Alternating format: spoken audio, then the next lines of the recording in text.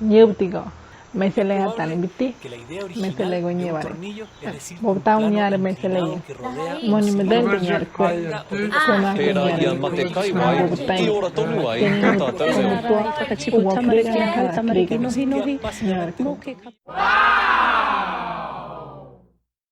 Hola a todos, soy Paola.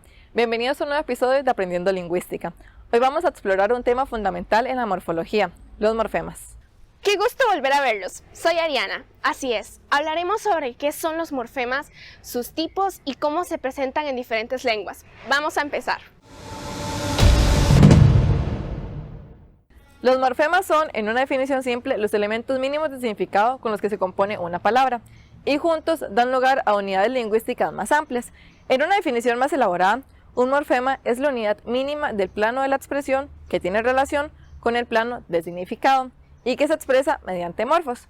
Estos morfos son las manifestaciones concretas del morfema. No debemos confundir sílaba con morfema. La sílaba es una simple unidad de sonido sin significado propio. Así pues, ningún hispanohablante reconocerá significado en las sílabas que componen la palabra gatos. Sin embargo, sí podrá reconocer una diferencia de género gramatical entre gato y gata, y una diferencia de número entre gato y gatos. Dadas las diferencias anteriores, la división morfológica de gatos sería gat o s. Hay palabras monomorfémicas que tienen un solo morfema, como pan o sal, y polimorfémicas con dos o más morfemas, como re, escrib, i, r, aren, o, y, en, tint, ar. Los morfemas tienen un orden específico en la palabra. Por orden vamos a entender la secuencia lineal de los morfemas, algo que podemos ver con comeremos. Primero está la raíz com, luego el morfema e, la vocal que caracteriza a la segunda conjugación. En tercer lugar sigue el morfema re, que expresa futuro indicativo. Y en cuarto lugar está el morfema de número y persona mos. Por lo tanto, el orden de los morfemas verbales en español es raíz, vocal de conjugación, morfema de tiempo y modo y morfema de número y persona. El término técnico que designa el orden de los morfemas es morfotáctica. La distribución hace referencia a que los morfos aparecen en determinados contextos según diversas condiciones. Si le ponemos atención a la flexión del futuro de comer, veremos que hay dos morfos, ra y re. El primero aparece en la segunda singular y las terceras personas, y dependiendo de la variante dialectal, también en la segunda plural.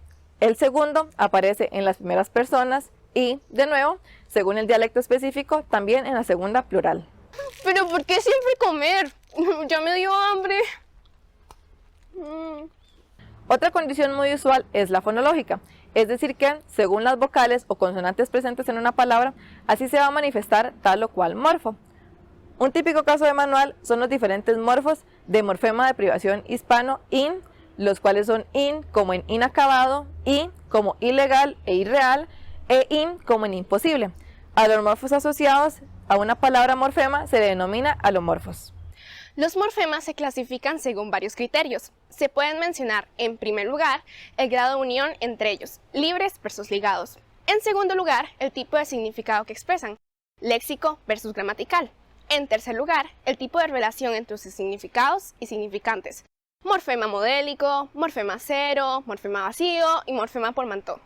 En cuarto lugar, si están involucrados en flexión o derivación, es decir, morfemas flexivos o derivativos. Por el grado de unión entre ellos hay dos tipos de morfemas, los libres y los ligados. Los morfemas libres son los que pueden aparecer solos como palabras independientes. En español, algunos ejemplos son sol, más y mar. Los morfemas ligados, por su parte, no pueden aparecer libres. Deben necesariamente estar unidos a otros para formar palabras completas. Por ejemplo, en la palabra manzanas, la S final es un morfema ligado que se utiliza para marcar el plural. Cada lengua define cuáles cosas se expresa por morfología libre o morfología ligada. Así, en español, la pluralidad se expresa con un morfema ligado. Por el contrario, en la lengua guatusa de Costa Rica, según Adolfo Constenda, la pluralización nominal se hace mediante el uso del morfema libre, marama, como en yuki marama, machetes. Los morfemas ligados se dividen en raíces y afijos, y estos últimos varían su posición con respecto al morfema radical y en su grado de continuidad. Una clasificación usual que toma en cuenta estos dos criterios Divide a los afijos en varios tipos: prefijos, sufijos, infijos, interfijos, circunfijos, ambifijos y transfijos. Los prefijos son morfemas ligados que se colocan antes de la raíz, por ejemplo, renacer o deshacer. Los sufijos son morfemas ligados que, al contrario de los prefijos, se colocarán después de la raíz, tal y como se ha visto con el sufijo del plural hispano s. Los infijos parten de la raíz por la mitad, como en el infijo en la lengua chamorro, la cual transforma una raíz adjetiva triste en un verbo trumisti, entristecerse. Los ambifijos de Arkadiev y Lander son afijos que bajo determinadas condiciones pueden ser prefijos y otros son sufijos. En el ejemplo de la lengua far, el afijo en la persona T se prefija si la raíz empieza en vocal, excepto A. En los demás casos, el afijo se sufija.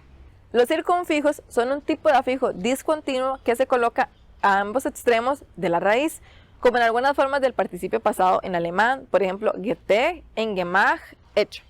Los transfijos son otro tipo de afijos discontinuos y se caracterizan por insertarse a lo largo de una raíz. Los transfijos son muy típicos de la lengua árabe.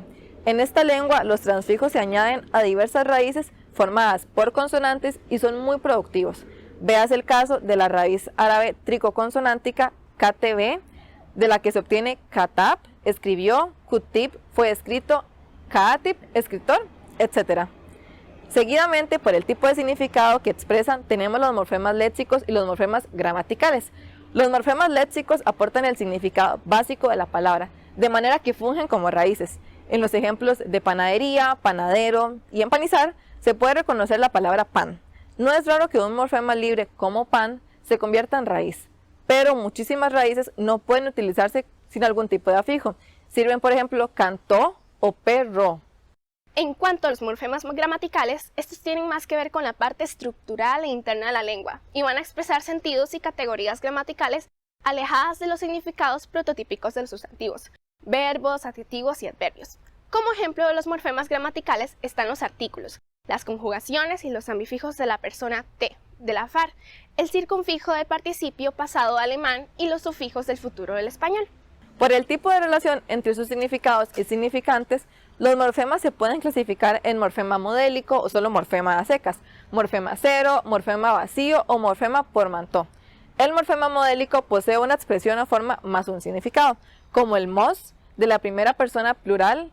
El morfema portmanteau tiene una expresión y presenta múltiples funciones gramaticales o significados que normalmente serían expresados por varios morfemas modélicos, como la O de habló, que expresa primera persona singular del presente del indicativo.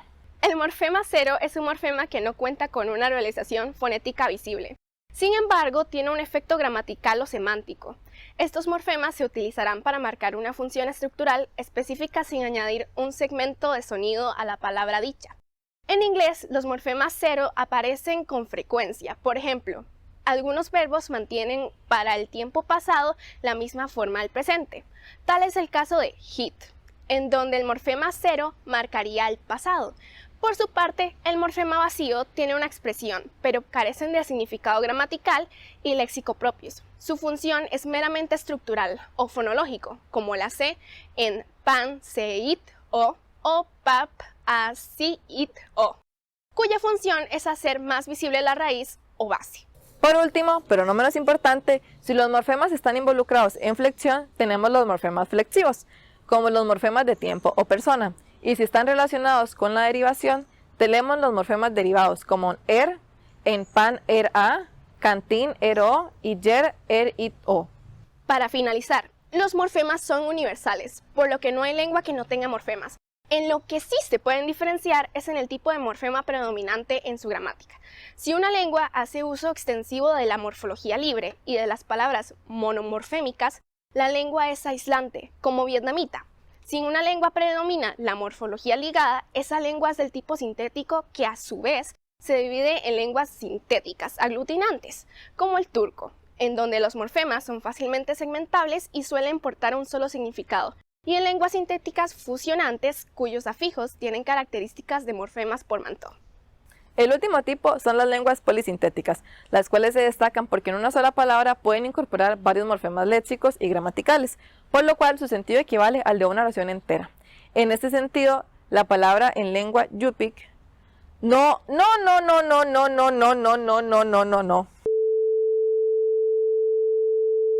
En este sentido, la palabra en lengua Yupik que pueden ver en la pantalla significa aún no había vuelto a decir que iba a cazar renos. Vale aclarar que la clasificación morfológica tuvo sus orígenes en el siglo XIX. Ya en 1819, el término polisíntesis fue acuñado por Peter Stephen Duponceau, también conocido como Pierre-Étienne Duponceau.